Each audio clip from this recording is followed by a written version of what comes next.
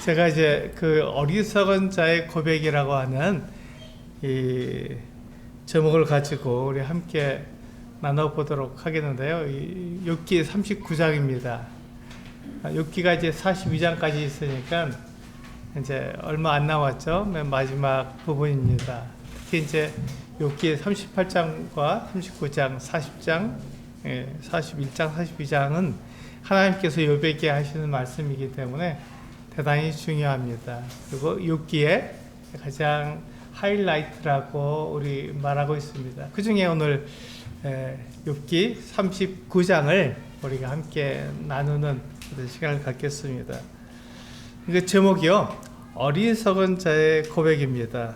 이게 조금 이상하죠? 왜 어리석은 자의 고백이라고 했을까? 우리 함께 시편 14편 1절 조금 전에 읽으셨지만 함께 같이 한번 읽어보도록 하겠습니다. 시작. 어리석은 자는 그의 마음에 이르기를 하나님이 없다 하는도다. 그들은 부패하고 그 행실이 가증하니 선을 행하는 자가 없도다.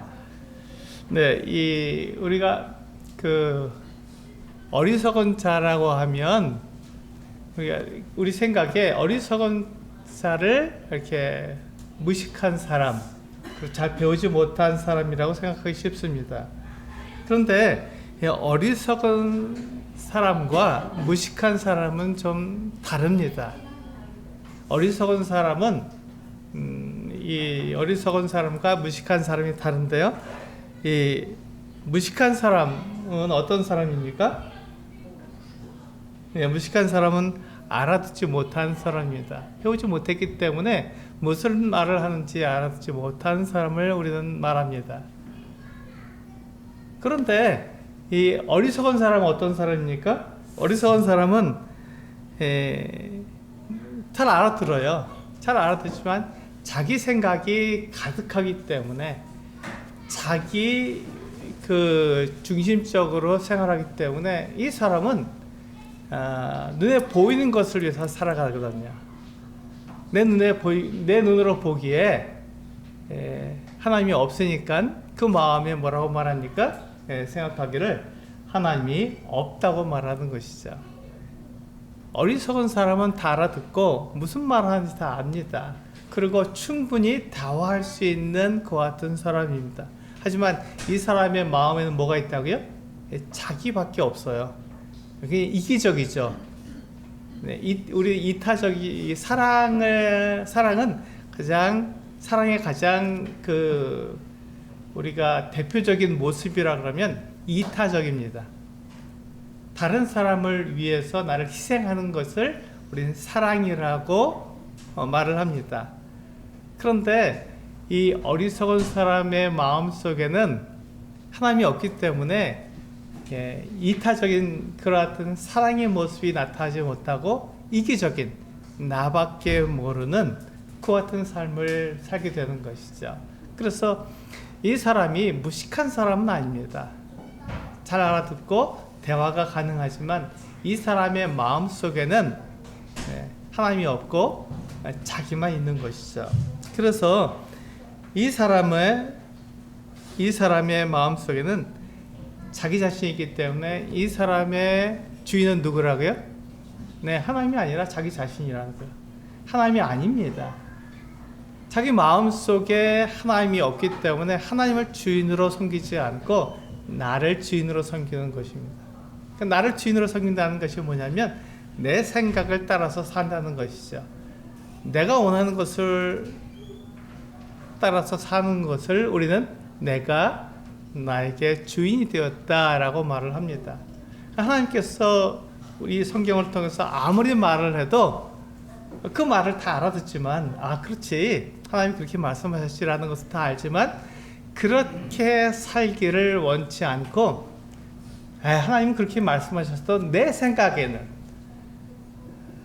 내가 보기에는 내가 알기에는 이렇게 말을 하면서 내가 주인이 되고 내 뜻을 따라서 살아가는 사람을 우리는 하나님이 아닌 자신이 주인된 사람이다. 이렇게 말을 합니다. 이 사람은요, 그 하나님이 없기 때문에 하나님 없이 살아가는 것이죠. 제가 왜 이런 말씀을 드리냐면 우리 욥기 39장은 그런 말씀으로 시작하기 때문에 그렇습니다. 욥기 39장 1절을 같이 한번 읽어볼까요? 네, 시작. 산염소가 새끼치는 것들을 내가 아느냐? 암사슴이 새끼 낳는 것을 내가 본 적이 있느냐? 이렇게 욥기 39장은 시작하고 있습니다. 여러분, 이게 산염소입니다. 염소가요, 네, 이렇게 산염소, 이게 들염소죠. 산염소는요, 이게 아주 벼랑에 이렇게 삽니다. 왜 벼랑에 살죠? 네, 이 강하고 육식 동물들을 피해서, 자기를 해치는 동물들을 피해서 이 벼랑에 붙어 삽니다. 이 벼랑이, 깎아지른 벼랑에 있는데 누가 와서 이 염소를 잡아먹을 수 있어요. 그래서 이 염소는 그 무서운 동물들을 피해서 여기서 삽니다.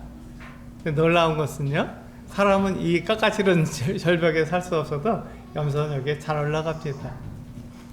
그리고 암사슴을 말씀하고 있잖아요. 암사슴은 이렇습니다. 예, 암사슴은요, 우리가 이렇게 가까이 갈 수 없습니다. 지금은 이렇게 동물원에 가둬놓고 우리가 잠깐 볼 수 있어도 진짜 암사슴은요, 사람이 가까이 갈 수 없습니다. 그런데 하나님께서 뭐라고 말씀하시냐면, 내가 이 산염소가 새끼치는 때를 내가 아느냐? 또 이 암사슴이 새끼 낳는 것을 내가 본 적이 있느냐? 이렇게 하나님께서 욥에게 물어보시는 거예요. 왜 그렇게 물어보실까요? 네, 이 산염소나 암사슴은요, 새끼를 낳지만 이렇게 사람들이 볼 수 없도록 숨어서 낳습니다.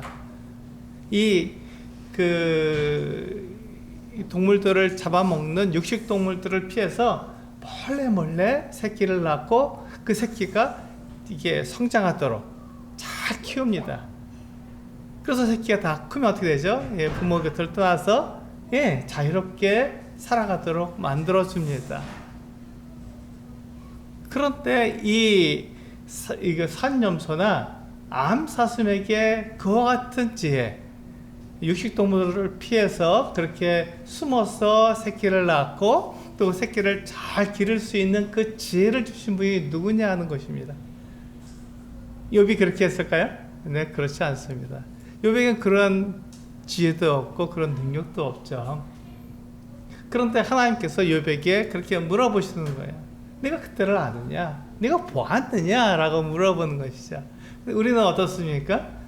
그것에 대해서 우리도 잘 모르잖아요. 아주 특별히 이렇게 야생동물에 관심 있는 것을 연구하고 조사한 사람들 이외에는 우리들은 관심이 없습니다. 왜 관심이 없죠? 네, 우리하고 큰 상관이 없기 때문에, 아이고, 산염소가 새끼를 낳고 암사슴이 새끼치는 것을 우리가 알아서 뭐하냐, 나하고 무슨 관계 있냐, 이렇게 생각합니다. 그런데 하나님은 그것을 대단히 중요하게 생각하시고 그들에게 지혜를 주셔서 그 일을 하게 하신 것입니다. 왜 그렇죠? 그렇게 해야 그 산염소가 새끼를 낳고 암사슴이 새끼를 잘 길러야 이 세상이 정상적으로 운영이 되고, 그래야 사람이 살 수 있기 때문에 그렇습니다. 사람이 살려면 이러한 짐승들이 없어서는 안 되거든요. 이러한 짐승들이 꼭 필요하기 때문에 하나님께서 그들을 보호하시는 거예요. 지키시는 것입니다. 사람들이 살도록 하기 위해서. 근데 우리는 관심이 없어요. 우리는 그것에 대해서 몰라도 상관없습니다. 그래서 살아가는데 전혀 지장이 없습니다. 근데 하나님께서는 그와 같은 지혜를 그들에게 주시고, 그것을 통해서 하나님께서 이 온 땅을, 이 온 세상을 정상적으로 운영할 수 있도록 그렇게 인도하시는 것입니다. 그렇게 해야 이 세상에서 우리 사람들이 살아갈 수 있기 때문에 그렇습니다.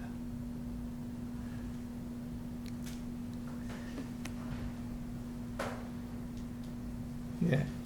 마무리 정상적으로 운영되어야 사람이 살 수 있게 되기 때문에 그렇게 지으신 것이죠. 그렇다면 우리 욥기 39장 5절에서는요 들나귀에 대해서 말씀하고 있습니다. 들나귀. 우리 관심이 없죠? 들나귀에 대해서. 그렇지만 우리 한번 읽어보겠습니다. 시작.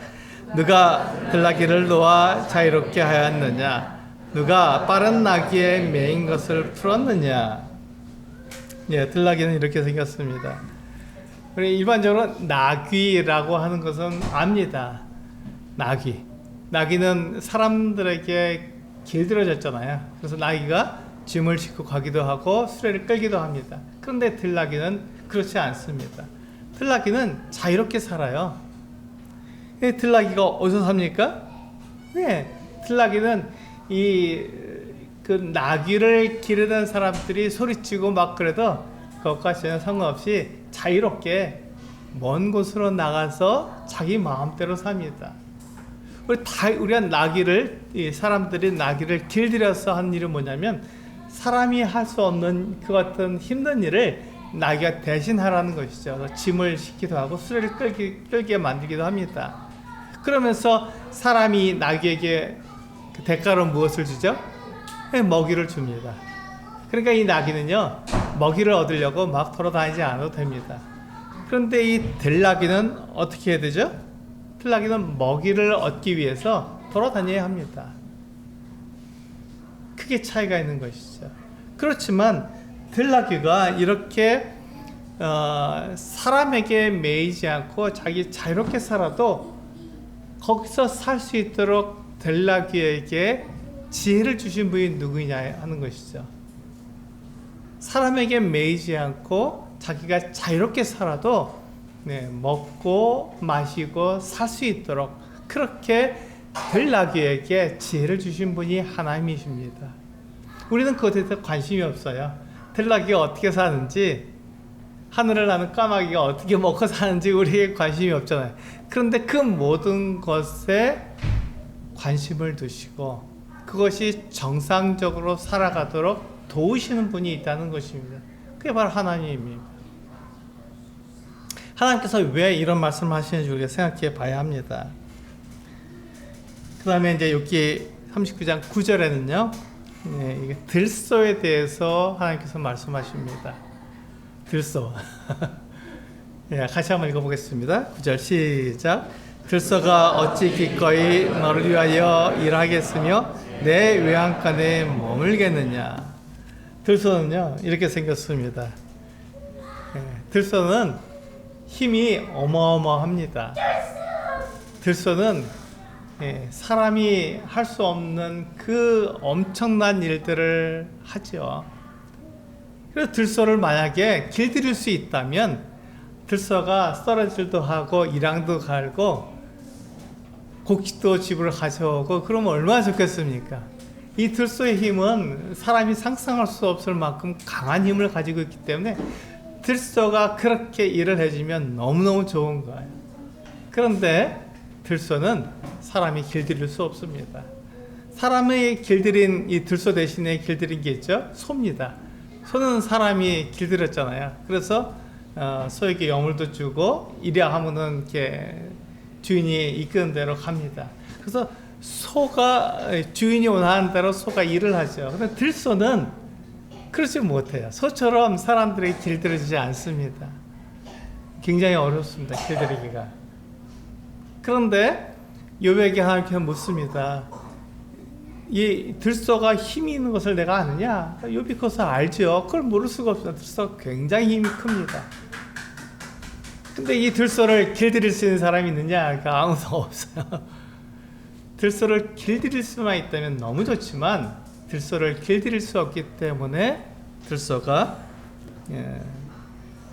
사람들에게 오지 못합니다. 그 힘을 사용할 수 없는 것이죠. 그래서 하나님은 욥에게 내가 능히 이 일을 할 수 있냐 하고 내가 능히라는 말로 욥의 연약함과 부족함을 알게 해 주었습니다. 한번 생각해 보세요. 우리는 어떻습니까? 여기에서 우리를 한번 생각해 봐야 합니다. 내가 능히 이 일을 할 수 있느냐? 내가 이 일을 할 수 있느냐고 하나님께서 물으실 때 우리는 욥과 동일하게 하나님 그것은 내가 할 수 없습니다 라고 말할 수밖에 없습니다. 그렇다면 우리는 하나님께서 계시고 하나님께서 이 모든 것들에게 지혜를 주셔서 정상적으로 살아가도록 만드시는 분이라는 것입니다. 이것을 우리는 인정할 수밖에 없습니다. 그렇다면 하나님은 나보다 훨씬 더 크신 분이고 내 지혜와 더 큰 지혜를 가지고 계신 분이라는 것을 우리는 인정할 수 있는 것이죠. 그래서 우리는 하나님이 계시다는 것과 하나님께서 우리 사람들을 위해서, 사람들을 살리기 위해서 이 모든 것들을 운영하고 계시다는 것들을 우리는 알 수 있습니다. 근데 욥이 하나님께 말을 했죠. 뭐라고 말을 했냐면 욥은 하나님께 자신이 의롭다고 말을 했어요. 하나님 도대체 왜 나에게 이런 고난과 어려움을 주십니까? 이렇게 말을 했던 거예요. 그때 욥은 하나님을 믿고 있었어요. 하나님 계신 것을 알고 있었습니다. 하나님이 자기보다 더 크신 분이라는 걸 알고 있었어요. 그런데 그렇게 거룩하시고 능력이 많으신 그 하나님께서 왜 나에게 이와 같이 어려움을 주시고 고난을 주시는지는 이해를 못했던 것이죠. 그래서 욥은 하나님 나는 의롭지 않습니까? 나는 정결하지 않습니까? 내가 하나님 앞에 내가 거룩하게 살았지 않습니까? 그런데 왜 나에게 이와 같은 어려움을 주십니까? 하고 하나님께 항변했던 거예요. 그래서 욥은 하나님을 믿었지만 자기의 의로움을 더 중요하게 여긴 사람이죠. 욥은 하나님을 믿었습니다. 그렇지만 욥은 하나님보다도 자기의 의로움을 더 믿었던, 중요하게 생각했던 사람입니다. 이 모습이 마치 우리가 시편 14편 1절에서 읽은 말씀처럼 어리석은 자가 그 마음에 하나님이 없다고 말하는 것과 비슷하다는 것입니다. 그래서 욥은 하나님을 믿었지만 하나님에 대해서 불평했고 원망했던 것이죠. 욥에게서 왜 그런 불평과 원망이 나왔는지 우리는 생각해 봐야 합니다. 욥에게서 왜 그와 같은 좋지 않은 말과 행동이 나왔는지 우리는 생각해 봐야 합니다. 하나님보다 내 의롭이 더 중요하다고 말한 그것이 왜 그렇게 했는지 우리는 생각해 봐야 하는 것이죠. 욥은 자기의 의로움이 더 중요했기 때문에 하나님께 그렇게 항변했던 것입니다. 하나님이 계시지만 그 하나님의 뜻을 정확히 알지 못했기 때문에, 도대체 하나님께서 왜 그렇게 하시는지 알지 못했기 때문에 그렇게 항변했던 것이죠. 하나님께서 욥을 미워하시거나 욥에게 벌을 주시기 위해서 그렇게 하셨습니까? 그렇지 않습니다. 하나님은 욥을 사랑하셨어요. 또 그 욥을 자랑하셨습니다. 그래서 그 사탄에게 네가 내 종 욥을 이와해 보았느냐 이렇게 말씀하실 정도로 욥처럼 그렇게 의롭고 완벽한 사람이 없다라고 말씀하실 정도로 하나님은 욥을 잘 아셨습니다. 그래서 그 사탄에게 욥을 자랑하신 거예요. 근데 그것에 대해서 욥은 알지 못했습니다. 하나님이 자기를 얼마나 사랑하시는지, 자기를 얼마나 자랑하고 계시는지 알지 못했기 때문에 욥은 하나님이 자기를 미워하는 줄 알고 하나님이 자기에게 벌하시는 줄 알고 하나님에 대해서 항변하고 불평하고, 하나님 왜 나와 같은 사람 이렇게 어려움과 고난을 주십니까? 라고 하나님께 그가 대들었던 것이죠.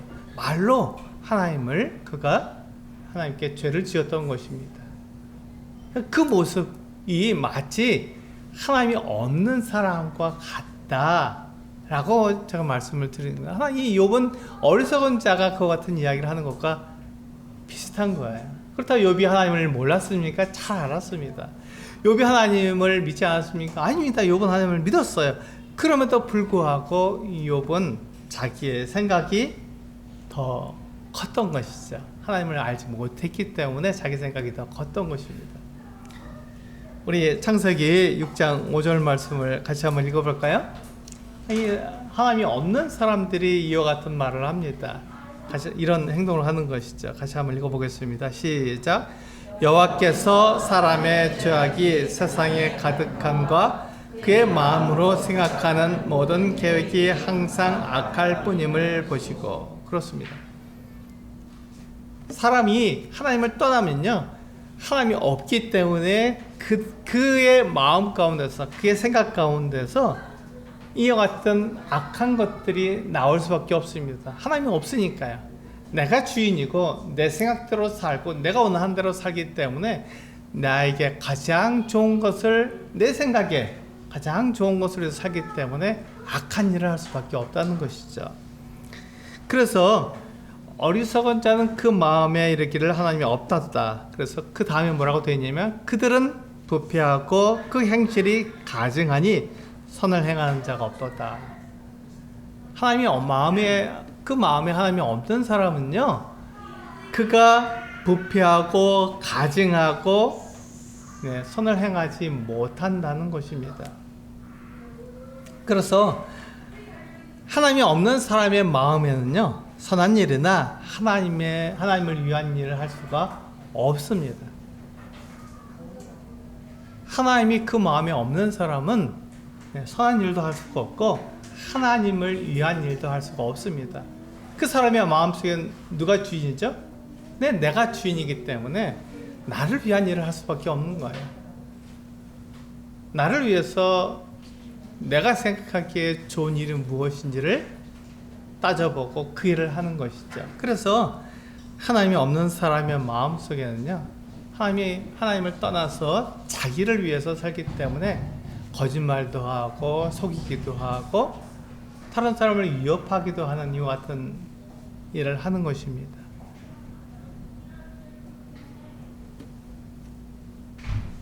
예수님도 같은 말씀을 하셨죠. 예수님도 하나님이 없는 사람의 속에서 이와 같은 것들이 나온다고 말씀하셨습니다. 우리 마가복음 7장 21절에서 23절 말씀을 같이 한번 읽어보겠습니다. 시작. 속에서 곧 사람의 마음에서 나오는 것은 악한 생각, 곧 음란과 도둑질과 살인과 간음과 탐욕과 약독과 속임과 음탕과 질투와 비방과 교만과 우매함이니 이 모든 악한 것이 다 속에서 나와서 사람을 더럽게 하느니라. 예수님께서 하신 말씀입니다. 예수님께 직접 하신 말씀이에요. 그러므로 이 말씀은 진리죠. 우리 자신을 들여다보면은 내 안에서 나오는 것들이 이런 것들이라는 것을 고백할 수밖에 없습니다. 아니, 이런 것들이 더 좋아요. 이런 것들을 할 때 내가 더 즐겁습니다. 내가 더 사람들에게 인정받는 것 같고 내가 더 높아지는 것 같기 때문에 이런 일을 할 때 더 쾌감이 있는 거예요. 그런데 이런 것을 통해서 내가 하나님을 나타낼 수 없다는 것입니다.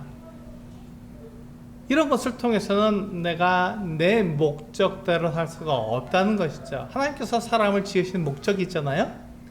하나님께서 사람을 지으신 목적이 무엇이죠? 한마디로 말하면 하나님을 위해서 살라는 것입니다. 나를 위해서 사는 것이 아니라 하나님께서 사람을 지으신 목적은 하나님을 위해서 살라는 것이 사람을 지으신 목적이에요. 그런데 하나님을 떠났기 때문에, 하나님이 없다고 하기 때문에 그 마음속에 이제는 하나님 대신 내가 자리 잡았기 때문에 이제 하나님 없이 내 마음대로 사는 거예요. 그러니까 내 속에서 나오는 것은 이와 같이 악하고 더러운 것들이 나올 수밖에 없다는 것입니다. 이것을 예수 그리스도께서 친히 말씀해 주셨어요. 우리에게 우리 속에서 나오는 건 이런 것들이 아니냐 하고 말씀해 주신 거예요. 하나님 없는 사람에게는 이것이 나올 수밖에 없는 것이죠. 우리 전도서 7장 29절 말씀을 한번 읽어보겠습니다. 시작. 내가 깨달은 것은 오직 이것이라. 곧 하나님은 사람을 정직하게 지으셨으나 사람이 많은 꾀들을 낸 것이니라. 우리가 한번 양심적으로 가만히 생각해 보면 이 말씀이 정확하게 맞지 않습니까? 하나님께서 사람을 지으실 때 정직하게 지으셨어요. 하나님께서 사람을 지으실 때 하나님을 위해 살도록 정직하게 지으셨습니다. 그런데 사람이 하나님을 떠난 다음에 그 사람의 마음속에 하나님을 대적할 또 자기를 위할 꾀를 낸 것이죠. 그래서 사람이 많은 꾀들을 내어서 마치 나를 위해서 사는 것 같은 오해를 불러일으킨 것이죠. 마치 나를 위해서 사는 것처럼. 그런데 그 결국이 어떻습니까? 영원한 멸망입니다. 영원한 멸망이에요. 이것이 참으로 나에게 좋은 것이 아니라 나를 해롭게 하는 것이고 나를 죽이는, 나를 멸망시키는 일이라는 것을 우리는 알아야 합니다. 그것을 성경에서 말씀해 주고 있는 거예요. 하나님께서 우리에게 말씀해 주신 것이 바로 그 내용이거든요. 내 마음대로 살고 하나님 없이 살면 결국 망하게 된다. 결국 죽게 된다. 이 말씀을 하고 있는 거거든요. 그래서 지금 하나님께서는 우리 사람들에게 그것이 옳게 보이고 그것이 멋있어 보이지만 그것은 멸망으로 가는 길이고 하나님을 위해서 사는 것, 그것이 정말 하나님께서 사람을 만드신 그 목적에 맞게 살기 때문에 그것이 정말 중요한 것이다, 이렇게 말씀하시는 것이죠. 우리 욥기 39장 13절로 다시 돌아가셔서요, 여기 보시면 이제 타조에 대해서 말씀하고 있습니다. 타조, 같이 한번 읽어보겠습니다. 시작. 타조는 즐거이 날개를 치나 학의 깃털과 날개 같겠느냐. 타조의 날개와 학의 날개는 다릅니다. 타조는요, 아무리 날개질을 해도 날 수 없습니다. 날지 못하는 새예요. 타조는 틀림없이 새지만 그러나 날지 못합니다. 학은요, 잘 날죠. 비슷하게 생겼잖아요. 다리가 다 길고 이렇게 비슷하게 생겼지만 이 타조와 학은 전혀 다릅니다. 학은 날지만 타조는 날 수 없습니다. 더군다나 이 타조는요 자기 새끼를, 자기 알을 이렇게 그냥 모래에다가, 뜨거운 물에다 그냥 낳고 버려둡니다. 보통 새들은 어떻게 합니까? 둥지에다가 아주 잘 알을 낳잖아요. 그리고 그 알을 지킵니다. 아무도 못 건드리게. 근데 이 타조는 그런 생각이 없어요. 그냥 알을 낳아놓고 말아버리는 거예요. 근데 이 뜨거운 모래에서 이 알이 어떻게 합니까? 더워지니까 저절로 부화해서 거기서 새끼들이 나옵니다. 타조는 그렇게 해서 부화해서 그렇게 살아가는 거예요. 그러니까 이 타조의 알을 짐승들이 밟을 수 있을까요? 네, 밟을 수 있어요. 터져버릴 수도 있고, 네, 망가져버릴 수도 있는 거예요. 새끼가 부화하지 못할 수도 있는 것입니다. 그렇지만 타조에게는 그 새끼를 품을 수 있는 지혜가 없어요. 하나님께서 그 타조에게 그와 같은 지혜를 주지 않으셨던 거예요.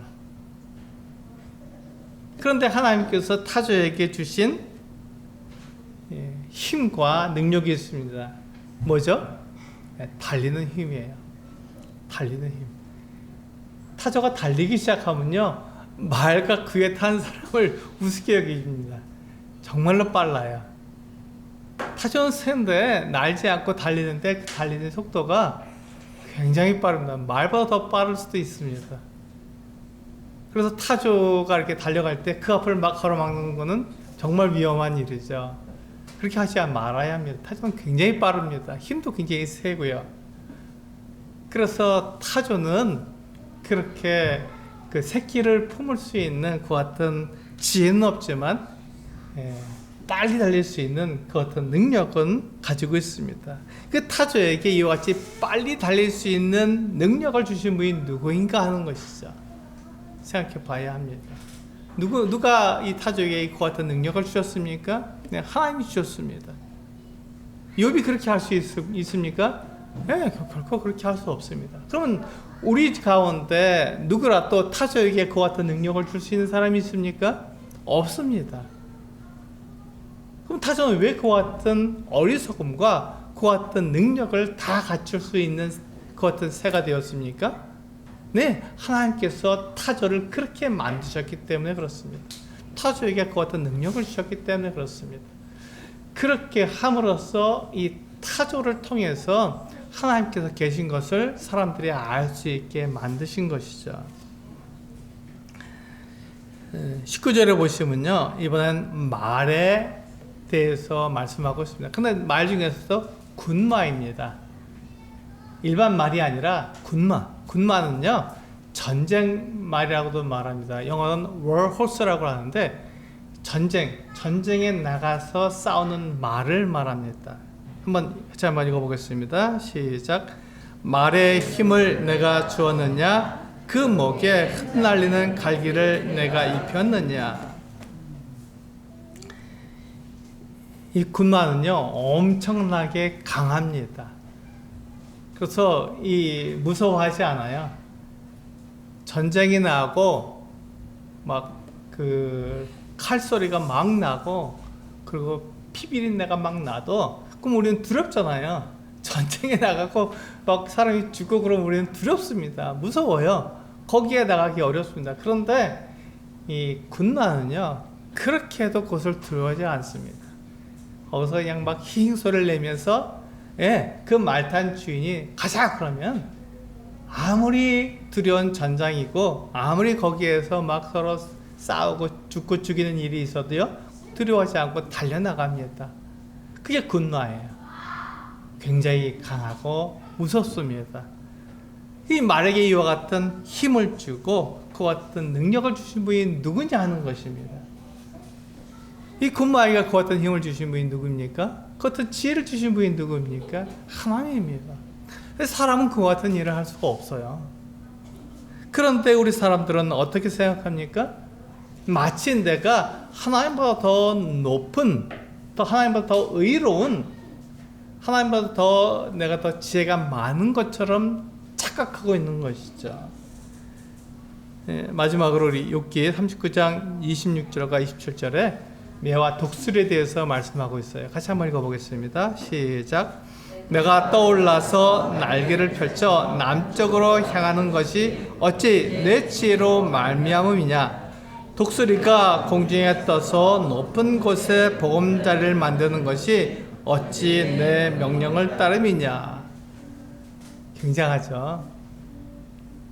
네, 매가 이와 같이 그 남쪽을 향하는 것, 높이 떠올라서 남쪽을 향해서 쭉 날아가는 것, 이것에 대해서 우리는 잘 알지 못하죠. 왜 그렇게 하는지 잘 모릅니다. 그러나 이것이 이 매가 그렇게 함으로써 새끼를 낳고 잘 생활하는데 필요한 어떤 일을 하는 것입니다.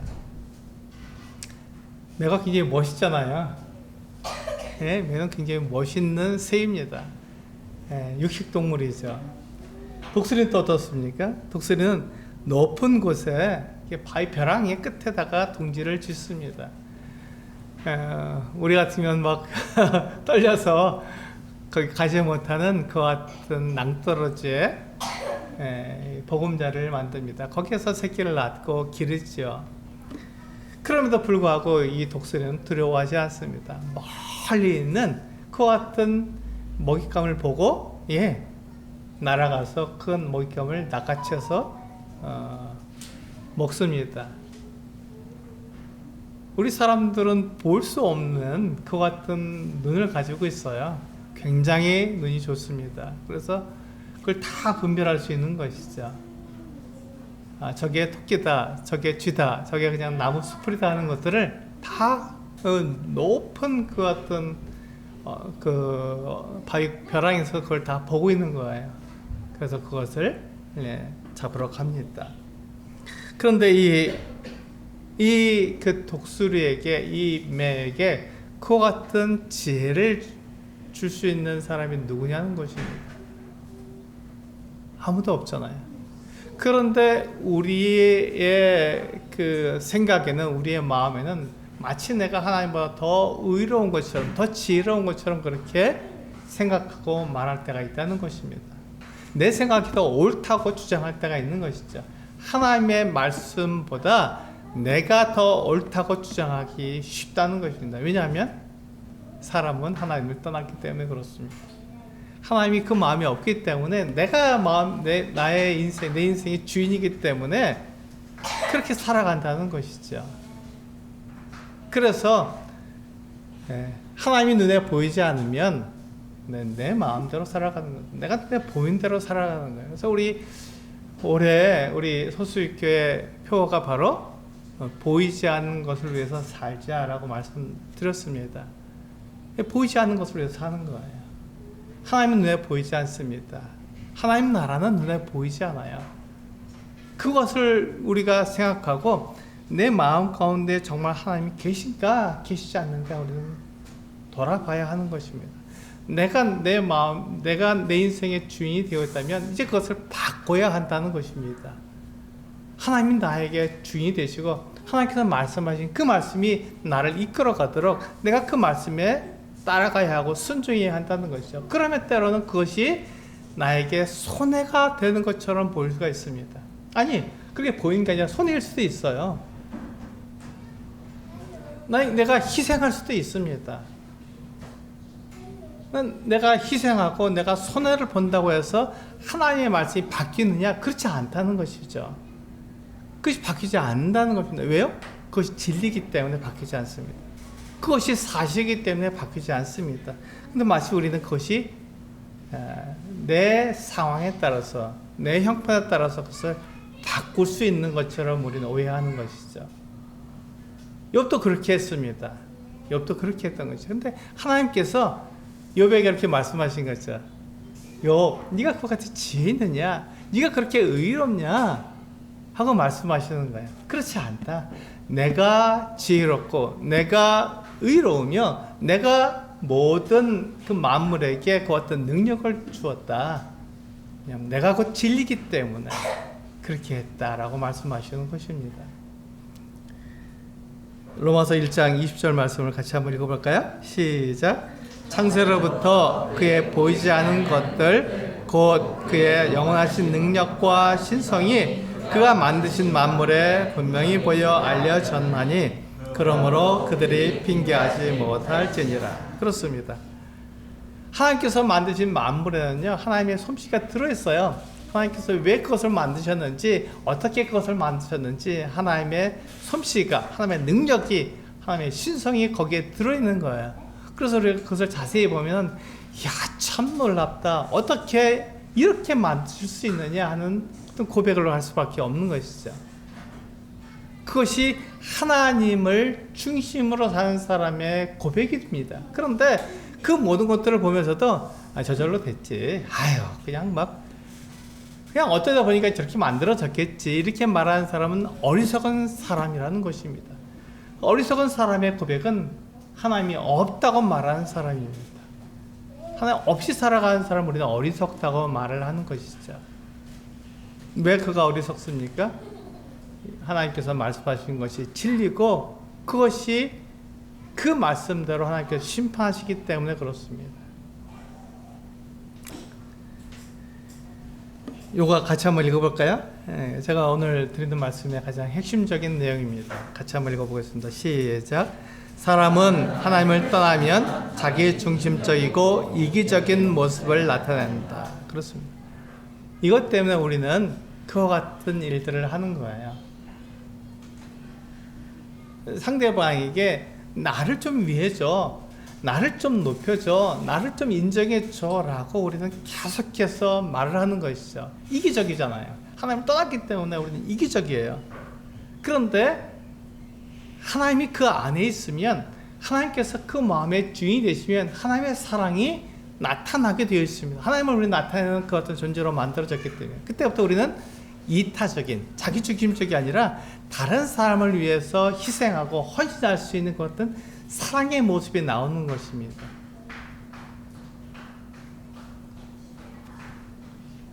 그래서 우리는 욥은 하나님을 이해하지 못했지만 하나님은 욥을 통해서 영광을 나타내셨습니다. 이게 우리가 욥기 39장에서 생각해 봐야 할 내용입니다.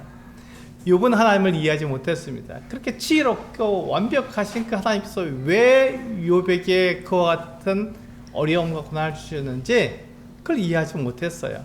하나님은 욥을 사랑하셨어요. 욥에게 대해서 계획이 있으셨습니다. 욥을 자랑하고 계셨던 거예요. 그런데 욥은 그것을 알지 못했기 때문에 하나님을 오해했던 것이죠.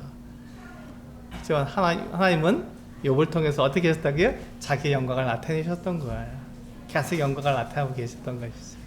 이게 하나님의 신비입니다. 이게 하나님의 말씀이에요. 하나님의 놀라우심입니다.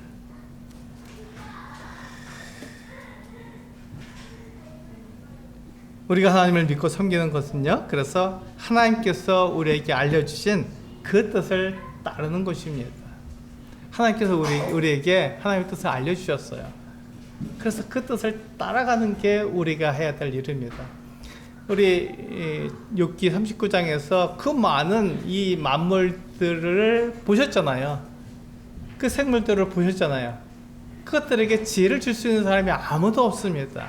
그런데 하나님께서 그들에게 지혜를 주셨다면, 그렇다면 하나님은 나를 사랑하시는 분이죠. 그게 틀림없습니다. 나에 대해서도 계획을 가지고 계신 분이세요. 그게 틀림없습니다. 나를 지으실 때 하나님을 위해서 나를 지으신 거예요. 그게 틀림없습니다. 그래서 나를 통해서 하나님께서 영광을 받으시기를 원하시는 것이죠. 그래서 하나님은 나를 사랑하시는 분이기에 나에게 가장 좋은 것을 주시는 분이십니다. 하나님 나를 사랑하시기에 나를 착취하고 나에게 있는 것을 빼앗아 가시는 분이 아니라 오히려 나에게 가장 좋은 것을 주시는 분이라는 것을 우리는 알아야 합니다. 그것을 믿는 거예요. 그래서 우리에게 믿음이 있어야 하는 것이죠. 하나님에 대해서 믿는다는 것이 바로 이것을 포함하는 거예요. 하나님이 사랑이시고 하나님이 나를 사랑하시기 때문에 나에게 가장 좋은 것을 주시는 분이라는 것을 우리는 믿는 거예요. 하나님을 믿는다고 하면서 하나님께서 나에게 이와 같은 일을 하시는 것을 믿지 않는다면 그 믿음이 잘못된 것이죠. 하나님을 믿는다는 것은 이 내용이 포함되어 있는 것을 말하고 있는 것입니다. 그래서 제가 말씀드리고 싶은 것은 바로 이것입니다. 하나님이 주신 목적대로 사는 것이 내 존재 가치를 가장 높이는 일입니다. 내 존재 가치를 가장 높이는 일은 하나님이 주신 목적대로 사는 것입니다. 내가 하나님의 영광을 위해서 산다, 하나님을 위해서 내가 산다, 이타적으로 사는 것이 나에게 손해인 것처럼 보이고 나에게 어려움이 되는 것처럼 보여도 그것이 나의 가치를 가장 높일 수 있는 같은 일이 됩니다. 두려워하지 마세요. 염려하지 마세요. 하나님께서 나와 함께 하시고 하나님께서 그것이 옳다는 것을 우리에게 증명해 보이십니다. 이타적으로 사는 것, 사랑하며 사는 것이 결코 우리에게 손해가 아니라는 것을 우리들에게 말해주는 것이죠. 그것이 하나님께서 우리들에게 말씀하시는 놀랍고 놀라운 일입니다. 그것이 바로 하나님께서 우리들에게 보여주시는 놀랍고 놀라운 일입니다. 우리는 눈으로 보는 것을 믿기 때문에 그것이 손해라고 생각되지만 하나님은 손해가 아니라고 오히려 우리의 가치를 가장 높은 일이라고 말해줍니다. 이것이 믿음입니다. 이것이 우리가 하나님을 믿는 믿음이죠.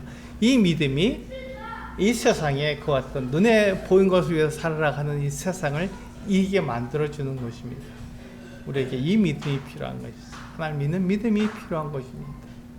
이 믿음으로 세상을 이기시는 우리 성도님들 되시기를 원합니다. 기도하시겠습니다.